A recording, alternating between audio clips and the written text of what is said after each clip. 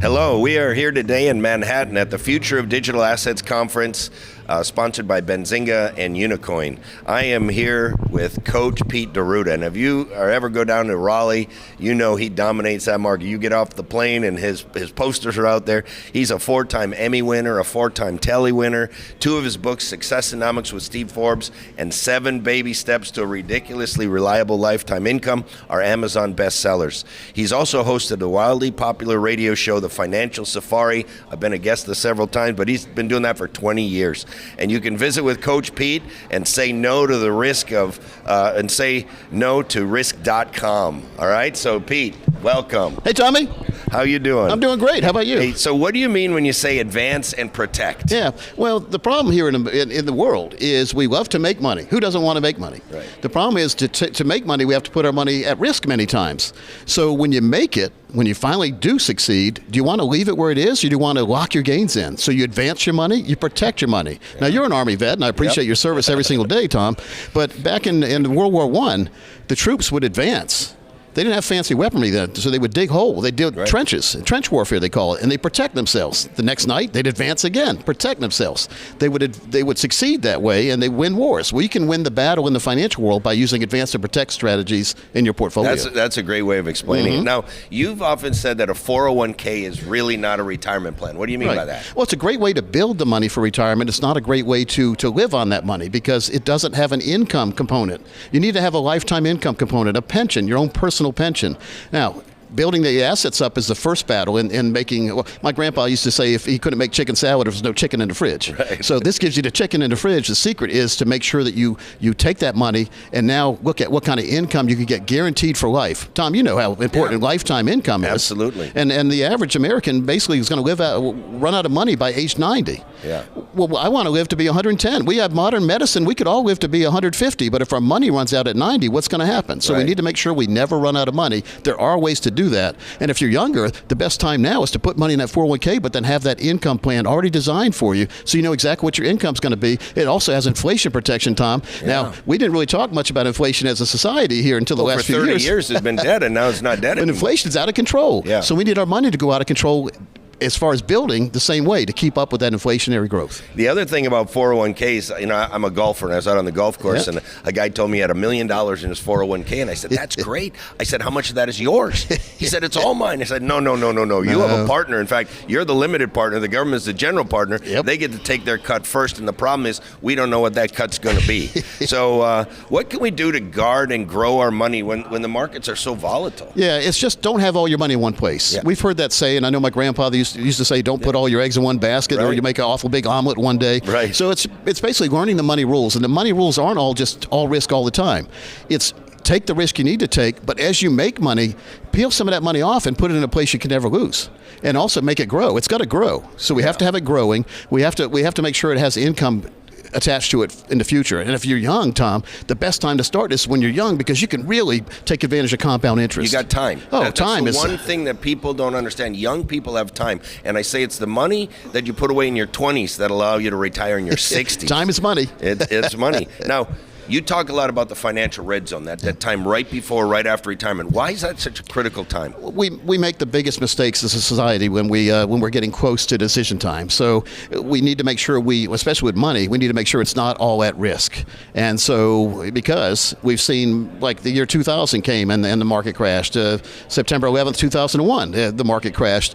If that's the day before retirement and you've got all your money in the market, you're not going to be able to retire. Right. So that's why it's very important just to make sure you understand the money world and make sure that, especially when we're getting close to that retirement age, which I still look at as age 65, I was brought up to, that's when people started getting Social Security. Yeah. It's later now, but if you do things right, Tom, you can retire a lot sooner than 65 and enjoy life a lot more. Yeah. You're a good example of that. Well, I'm trying to. I get getting pulled back into it. But, you know, people think that the older you are, the riskier it is. It's not really true. The riskiest time to invest is not when you're 87. It's when you're 57 to 67. Exactly. Because if you lose money there, it can impact your entire retirement. Yes, and also if the market's going down, it might not be a good time to retire if you have all your money at risk. The sequence of returns risk. Absolutely. If you're retiring in a down market and you have all your money in the stock market, you may have to go back to work soon. That's right. So now you always talk about the financial fill-up strategy. Yeah. Talk to me about that financial fill-up strategy. Well, I remember in the 70s, I was in the back seat of Mom's station wagon, and we'd pull into the gas pump, and then she'd go over that little thing in the road. It would go ding, ding, Right. and the guys would run out and pump the gas, check the oil, clean the windshield. Remember that? They cleaned the windshield for you. I remember the ding, Yeah, ding. yeah. And so that she would get the car filled up, we'd leave. Everything was fine. Wouldn't it be great if you could approach retirement and enter retirement knowing every single year you're going to have a financial fill-up? That means every single year you're going to get your retirement account replenished with more money. You can never outlive it. It's always there. It's full service, just like the old gas pump. Yeah. It does take the worry out of living in retirement if you already know what your income's going to be and you know it's never going to go away. Now, Pete, we got a country that's $33 trillion in debt, climbing at $5 billion every single morning. Scary. Almost $200 trillion of unfunded obligation for Social Security, Medicare, Medicaid, government pensions, military pensions. We know taxes are going to have to go up. Yep. I know tax planning is a big part of what you do. Kind of explain that. We call it looking ahead to protect your behind from the tax man. It's taking advantage of some of the tax rules out there. Tom, there's nothing to be proud of overpaying taxes. Right. There's nothing in the rule book that says you have to pay too much. There's also nothing in the rule book that says you can't take advantage of the 70-some thousand pages in the tax code. There's some good pages in there, believe it or not. We all look at the bad ones. But if you take advantage of the good ones, you can shape your retirement so that you can get more of the money for you and less for Uncle Sam and the states. That is great. Yep. So now you have this spend and leave strategy. Tell me about that spend and leave strategy. Over the 31 years that I've been a financial advisor, I've talked to a lot of folks, and they all want to leave money to their children and grandchildren of the retirement account. And I said, well, and let's say somebody has $1 million retirement account. And I said, wouldn't it be great to spend that $1 million, have an income plan so you have a comfortable retirement for both you and your spouse? But when you pass away, an amount equal to or greater than what we have right here will be passed on to your children or grandchildren tax-free. Wow. Would you be interested in that? Absolutely. Who wouldn't be interested in tax-free? Right. Especially the same amount of money so you can spend as you would like in retirement, enjoy your retirement, and know your kids and grandkids or charities or whoever you want is going to get that same amount or more that you started with, and they're going to get that tax-free. Right. Tom, it makes a lot of sense. Spend and leave. I've done it for our kids as well. Yep. Now, I never knew you were an exterminator, but you exterminate financial termites. Tell me about that. So many fees, risk, and unnecessary commissions in your plans that you don't see.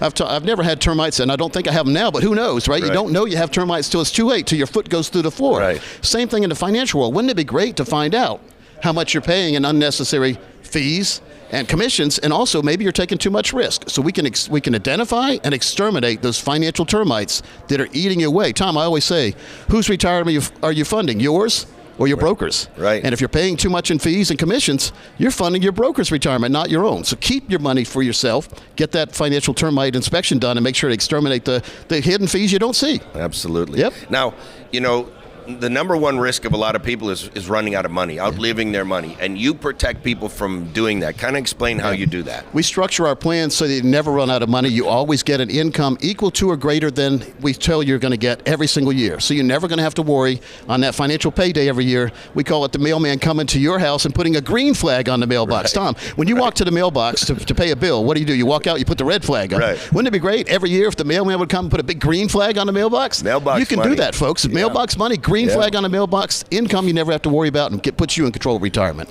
Now, you and I agree that life insurance is a key asset.